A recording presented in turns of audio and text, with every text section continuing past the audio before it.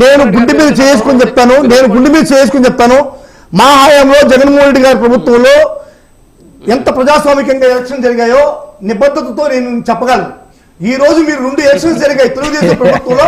వినండి సార్, తెలుగుదేశం ప్రభుత్వం నవ్వడం కాదు, తెలుగుదేశం ప్రభుత్వంలో ఏదైతే ఒంటిమిట్ట జెడ్పీటీసీ, పులివెందుల జెడ్పీటీసీ 2 జరిగాయి.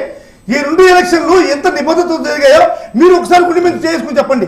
కోయా ప్రవీణ్ అనేటువంటి ఒక పత్తి వ్యాపారం తీసుకుని వచ్చి పత్తి వ్యాపారం చేస్తూ ఆ రెండు జెడ్పీటీసీలని ఎంత నిబద్ధతతో, ఎంత నిస్వార్థంగా, ఎంత ప్రజాస్వామికంగా చేశారనేటువంటిది మీరు గుడి మీద చేసుకుని చెప్పాలి. మమ్మల్ని గుడి మీద చేసుకుని చెప్పేదానికన్నా మీరు ఇప్పుడు కేంద్ర ప్రభుత్వం లేదా అంటున్నారు. మీకు గుర్తుందో లేదో, కాదు మీకు గుర్తుందో లేదు, వినండి సార్ వినండి, మీకు గుర్తుందో లేదో, కావలిలో ఒక పర్సన్ కారులు ఎక్కించుకోకపోతే నేనే అది వీడియో చేస్తాను. గుర్తుందో లేదో మీకు బహుశా తెలీదు. ప్రజాస్వామ్యం అడిగి పోతుందని చెప్పేసి నేనే వీడియో చేశా. మీకు గుర్తుందో లేదో, కావలిలో పాపం ఒక అతన్ని కారులు ఎక్కించుకొని తీసుకెళ్తారు, ఒక లేడీ పాపం అపోజ్ చేస్తుంది. ఆ వీడియో నేనే చూపించి నేనే వీడియో ప్లే చేసింది. ఆ రోజు నేను వేసిన తర్వాత మీ వైసీపీ వాళ్ళు వాడుకున్నారు దాన్ని. ఓకేనా, చెప్పండి. మంచిది సార్, వెరీ గుడ్. ఇప్పుడు నాగార్జున గారు చెప్పారు మా మధ్య ఈ విధంగా 2019-24 మధ్యలో ఏకగ్రీవాలు జరిగాయంటే ఆ విధంగా జరగకూడదు అని చెప్పి మీరు అన్నారు. కాబట్టి నాకు మిమ్మల్ని కొంచెం మీతో మాట్లాడాల్సి వచ్చింది. ఇంకొకటి సార్, ఇంకా నెక్స్ట్ టాపిక్లో వద్దాం సార్. ఇప్పుడు ఈ విధంగా ఉన్నప్పుడు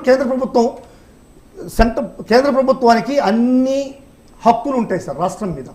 ఎక్కడైనా సరే లా అండ్ ఆర్డర్లు విఘాతం కలిగినప్పుడు, లా అండ్ ఆర్డర్ గాడి తప్పినప్పుడు, అది ఏ ఆస్పెక్ట్లో కానీ, ఎలక్షన్లో కానీ, లేకుంటే ఇంకొక విధంలో కానీ, మత కలహాల్లో కానీ, ఎక్కడైనా కానీ కేంద్ర ప్రభుత్వం రాష్ట్ర ప్రభుత్వాన్ని అడ్డగించేటువంటి శక్తి కేంద్ర ప్రభుత్వానికి ఉంది. దీంట్లో ఎవరు ఏమి చెప్పలేరు.